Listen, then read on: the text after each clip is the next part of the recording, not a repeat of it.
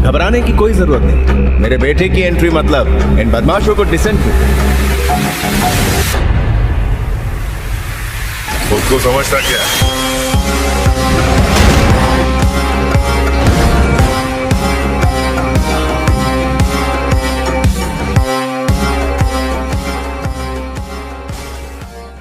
तस्करी में धोखा, कैसे बचाया पुष्पा ने श्रीवल्ली को, पुष्पा पर लगा ये कैसा इल्जाम। हेलो दोस्तों, मैं नितिन आपका स्वागत करता हूं पॉलीग्राफ स्टूडियोज में। पुष्पा ने जब से अपना बिजनेस शुरू किया है तब से उसकी पहचान और भी बड़े लोगों से रहने लगी है। उसको इस बात का बहुत फायदा भी हो रहा है, लेकिन इससे उसके ऊपर पड़ने वाला खतरा भी बढ़ गया है। पुष्पा की शादी भी अभी कुछ ही दिनों पहले हुई है। पुष्पा क्योंकि इस चीज का हर झोल समझ चुका है, इसीलिए उसे इससे जुड़े हर खतरे का भी खूब अंदाजा है। उसे बस चिंता है तो वो अपने परिवार की, अपनी पत्नी की, जो अभी इन सब चीजों के लिए थोड़ी नादान है। श्रीवल्ली ने पुष्पा से शादी से पहले ही अपने मन की बात शेयर की थी और कहा था कि उसे आगे जाकर टीचर बनना है, जिसके लिए उसे पहले खुद की पढ़ाई पूरी खत्म करनी पड़ेगी। और इसकी एक बहुत बड़ी वजह श्रीवल्ली ने पुष्पा के बिजनेस से जुड़े खतरे को ही बताया था। लेकिन पुष्पा ने तब श्रीवल्ली को ये कहकर समझा दिया था कि उसे फिक्र करने की कोई जरूरत नहीं है, पुष्पा खुद ही संभाल लेगा सब। ऐसे ही एक दिन पुष्पा और श्रीवल्ली एक साथ बैठे हुए थे और वो दोनों अपने भविष्य के बारे में सोच ही रहे थे कि तभी पुष्पा के फोन में एक कॉल आया। पुष्पा ने अननोन नंबर देखकर उसका कॉल पिक नहीं किया, लेकिन उसके फोन में कॉल कटते ही तुरंत बाद में उसी नंबर से श्रीवल्ली को कॉल आया और उसके बाद दोनों को शक हुआ कि आखिर कौन है जो उन दोनों को कॉल कर रहा है। और इसी उधेड़-बुन में रहते हुए उन्होंने कॉल पिक कर लिया और उस कॉल में धमकी थी कि पुष्पा ने आखिर उन सब डीलर्स को क्यों दिया धोखा। पुष्पा यानी गरीबों का रखवाला। भाई साहब, पुष्पा का एक फंडा क्लियर है कि उसे किसी से डरना नहीं है और कोई बुरा काम नहीं करना है। और बेहद गरीब होने के बाद पुष्पा का एक सपना ये है कि उसे एक दिन सब कुछ हासिल करना है। और यहाँ तक पुष्पा के लिए अगर उसे कुछ इलीगल भी करना पड़ा तो वो पीछे नहीं हटेगा और वो सब करके दिखाएगा। पुष्पा जहाँ है वहाँ सबसे ज्यादा रेड टिम्बर का प्रोडक्शन होता है और गांव का जो भी व्यक्ति बड़ा आदमी बनता है वो इसीलिए है क्योंकि उसने कहीं ना कहीं रेड टिम्बर की तस्करी में अपना हाथ लगाया है। पुष्पा वैसे तो अपने सेठ के यहाँ नौकरी करता था, जहाँ पर मजदूरी करके उसे 2 रोटी की पगार मिल जाती थी, लेकिन वो देखता था कि कैसे उसका सेठ अपना सारा काम मजदूरों से कम पैसे में करवा कर खुद लाखों का मजा लूट रहा है। और इसीलिए पुष्पा ठान लेता है कि वो भी ऐसा कुछ करेगा जिससे वो बड़ा आदमी बन पाए। और इसी डिसीजन के साथ वो ये पता करने लग जाता है कि आखिर इस तरह से रेड टिम्बर के बिजनेस में घुसना है और कैसे इसकी शुरुआत करनी पड़ेगी। पुष्पा बिजनेस के सारे झोल समझता है और इसके साथ वो ये भी समझता है कि कैसे और कहां पुलिस रेड टिम्बर की ट्रैफिकिंग को चेक करती है। पुष्पा ने यहाँ तक कि सी वेज के भी सारे रास्तों के बारे में रिसर्च कर ली है और अब वो तैयार है इस खेल को खेलने के लिए। पुष्पा ने इसके साथ ही साथ अपने गांव में गरीबों के लिए स्कूल खोलने का भी फैसला किया है। पुष्पा का बचपन बड़ा ही दर्दनाक रहा है।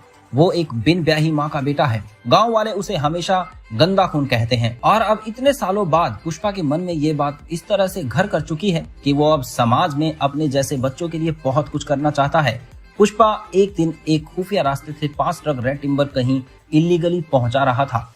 तभी पुलिस को पता चल जाता है और पुलिस पुष्पा को चारों तरफ से घेर लेती है। लेकिन पुष्पा भी पूरी तरह से चौकन्ना था और उसने फुर्ती दिखाते हुए सारे के सारे टिम्बर नदी में अपलोड करने का फैसला लिया और पुलिस के साथ उसकी भयंकर मुठभेड़ होती है। लेकिन वो ये मुठभेड़ जीत जाता है और अंत में वो ये सारे टिम्बर उनके मंजिल तक पहुंचा ही देता है। एक दिन ऐसे ही डील करते समय उसके नेटवर्क में किसी ने ये बात फैला दी कि सारे डीलर्स को माल लेकर पुष्पा खुद बड़े कारोबारी को ट्रांजैक्ट करने वाला है और अकेले ही वो इस काले धंधे से सारे पैसे कमाना चाहता है। ये खबर थी तो पूरी तरह झूठ, लेकिन छोटे डीलर्स को पुष्पा की नीयत पर शक हो गया और उन सबको ये पता था कि पुष्पा की सबसे बड़ी कमजोरी है उसकी बीवी श्रीवल्ली और अब उन्हें उसी को टारगेट करना पड़ेगा कुछ भी बदलने के लिए। पुष्पा ने श्रीवल्ली को गुंडों से बाइज्जत बचा लिया था, लेकिन क्या अब वो अपनी जान पर बने इस खतरे से लड़ पाएगा जो हमेशा ही बना रहता है।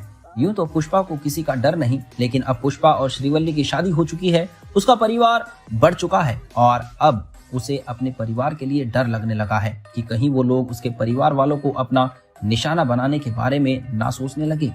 इसी उधेड़-बुन में वो अपने ऑफिस में बैठा था कि उसे एक अननोन नंबर से कॉल आता है जिसमें ये धमकी मिलती है कि पुष्पा को उसके सारे ब्लैक अकाउंट्स पर छापा यानी रेड पड़ने वाली है।